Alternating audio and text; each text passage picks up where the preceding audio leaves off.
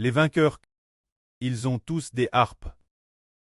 Tenant les harpes de Dieu, chante le serviteur de Dieu, le cantique de Mose et le cantique de l'agneau. Alors, ce qui est dit ici, les vainqueurs, de quoi ont-ils triomphe? Ils ont vaincu la bête, l'image de la beauté, ainsi que le nom de la beauté, et le nombre de son nom. Ce qui signifie que, pendant la grande tribulation, Madame Sils sont tues, ils n'accepteront pas la marque de la beauté, se dire Madame Tus, ils ne suivront pas la beauté. La bête ici, c'est le gouvernement du monde. Le gouvernement du monde, fait et référence, la Russie divise puis allie, Madame Sils sont tues, ils ne suivront pas la bête d'Icorne. Car suivre la beauté d'Icorne signifie très l'ennemi de Dieu. Ils vont parler, pour maudire Dieu, c'est très l'ennemi de Dieu.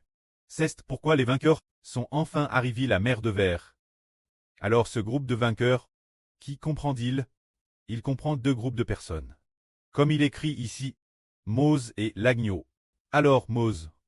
Ce que représente Mose, c'est ceux qui obtiennent la vie éternelle sur la nouvelle terre. Ce que l'agneau représente, ce sont les clestes, c'est-à-dire, les clestes et les terrestres ont tous vaincu. Mose est celui qui a arraché la nouvelle terre.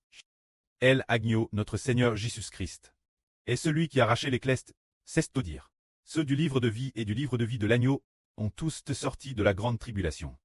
Ainsi, ils ont vaincu, ils viennent chanter le serviteur de Dieu, le cantique de Mose et le cantique de l'agneau. Alors, le cantique de Mose, le serviteur de Dieu, et le cantique de l'agneau, est le Madame Cantique. Alors, de quoi parle ce cantique? En fait, ce cantique raconte que Mose et l'agneau craignent profondément Dieu et guident les gens sur la voie de Jéhovah. Lisons les paroles de ce cantique. La signification qu'il représente, la signification cache, il dit ici, Jéhovah, Dieu Tout-Puissant, tes œuvres sont grandes et merveilleuses. Roi des nations, tes voies sont justes et véritables. Jéhovah, qui ne te craindrait et ne glorifierait ton nom? Car toi seul es saint. Toutes les nations viendront et se prosterneront devant toi. Car tes actes de justice ont été manifestes. Il semble que Mose et l'agneau craignent beaucoup Dieu. Chaque phrase contient Dieu, ou le nom de Dieu. Lisons. La première phrase dit « Jéhovah Dieu Tout-Puissant.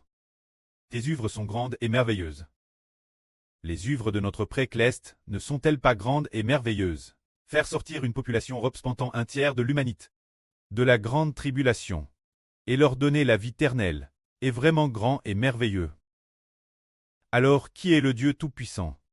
Il est dit clairement que pour Mose et pour l'agneau, ils savent seulement que Jéhovah est le seul vrai Dieu, le seul Dieu Tout-Puissant. Car le pré-cleste a dit Eshber, Jéhovah Dieu est ton preux. Il l'a dit une dizaine de fois. Le pré-cleste a aussi dit au Seigneur de l'agneau, notre pré a dit, tu es mon fils. Je t'aime profondément, en toi j'ai mis mon affection. Pour Mose et l'agneau.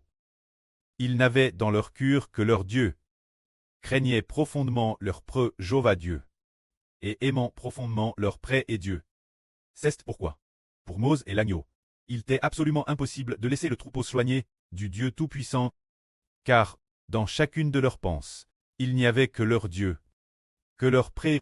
C'est pourquoi ces deux fils sont absolument capables de battre le troupeau. Ils savent conduire le troupeau sur la voie de Jéhovah, qui est juste. Ils sont prêts de donner leur vie pour que les gens marchent dans la voie de Jéhovah, de leur pré-cleste Jéhovah, la voie du Dieu Tout-Puissant. C'est pourquoi ces deux fils sont prêts de donner leur vie. Treprt donner sa vie pour racheter les brebis, afin que toutes les brebis marchent sur la voie de Jéhovah. Que la gloire soit rendue au prêtre et au Seigneur. Amen.